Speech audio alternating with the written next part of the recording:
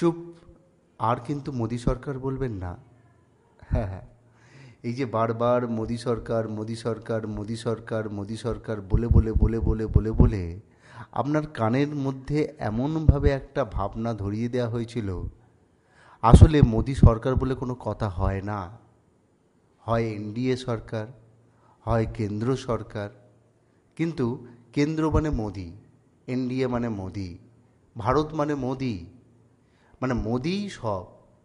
এই যে মোদি মোদি মোদি মোদি মোদি, এবার একটু হয়তো বিশ্রাম দিন, কানকে বিশ্রাম দিন, চোখকে বিশ্রাম দিন, মাথাকে বিশ্রাম দিন। কারণ এবার হয়তো আর মোদি সরকার কেউ বলবে না। কেন? কেন একটাই, গণদেবতা যে রায় দিয়েছে তাতে মোদি সরকার হওয়ার মতো রায় কিন্তু হয়নি। এনডিএ 293টা আসন পেয়েছে, যার মধ্যে বিজেপি পেয়েছে 240টা আসন। যেখানে বিজেপির টার্গেট ছিল 400, এনডিএর 400, বিজেপির 375 মতো টার্গেট ছিল, সেইখানে শুধু বিজেপি পাচ্ছে 240, একক সংখ্যাগরিষ্ঠতা পায়নি। যেখানে বিজেপি নিজে একক সংখ্যাগরিষ্ঠতা পায়নি, যেখানে সরকার গড়তে গিয়ে তার যে সদস্য, তার যে শরিক, তাদেরকে নিয়ে সমঝোতা করে সরকার গঠন করতে হচ্ছে, সেখানে এনডিএ সরকারই বলা শ্রেয়। কিন্তু কি, আগেও তো এনডিএ সরকার ছিল, আগেও শরিকরা ছিল, কিন্তু বিজেপির বা মোদির ঝুলিতে এত আসন ছিল, এনডিএর শরিকরা যদি বেরিয়েও যায় তাতে কিছু এসে যায় না, তাই একটু হ্যাটা করত। কিন্তু আজ সেই এনডিএ শরিকরা এখন চোখের মণি হয়ে গিয়েছে।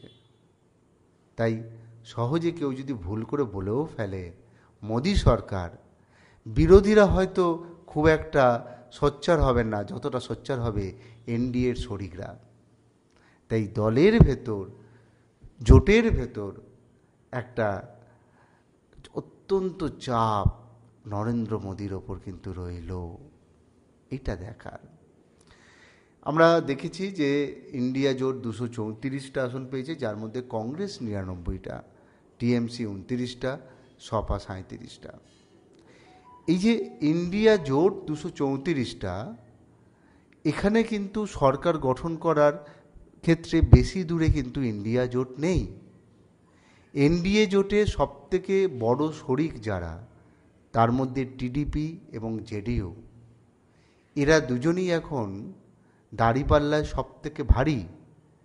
তারা সব রকমভাবে চেষ্টা করছেন মোদির ক্যাবিনেটে দ্বিতীয় পজিশন, তৃতীয় পজিশন দখল করতে। অর্থাৎ অমিত শাহের পোস্ট এবার গেল বোধহয়, অমিত শাহের স্বরাষ্ট্র মন্ত্রক গেল, প্রতিরক্ষায় রাজনাথ সিংয়ের মন্ত্রক হয়তো যেতে পারে, অর্থমন্ত্রকের নির্মলা সীতারামন জানি না, যেতেও পারে।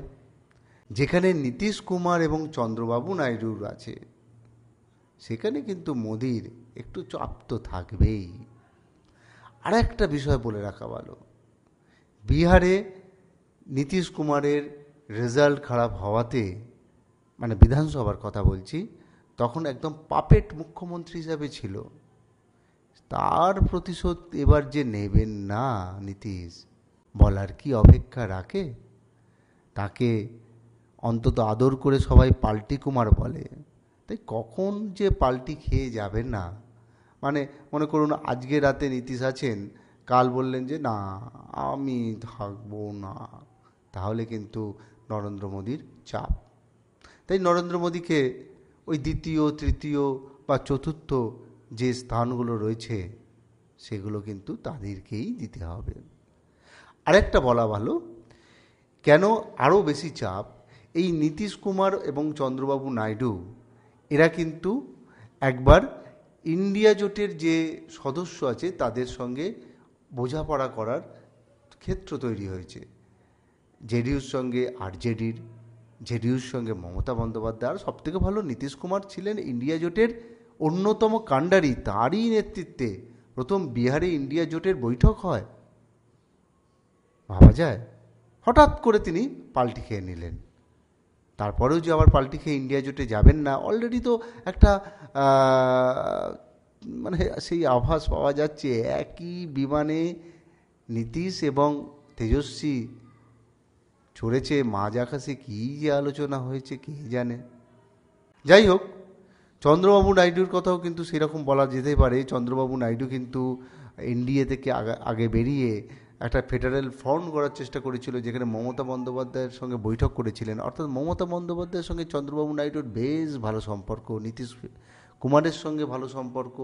তাই মমতা বন্দ্যোপাধ্যায় যেখানে ইন্ডিয়া জোটের একদম অন্যতম কি বলবো মাস্টার মাইন্ড, সেই মমতা বন্দ্যোপাধ্যায় কিন্তু নীতিশকে এবং চন্দ্রবাবুকে যে কোনো সময় খপ করে ধরে নিয়ে এসে নিজেদের দখলে নিয়ে চলে আসতে পারে।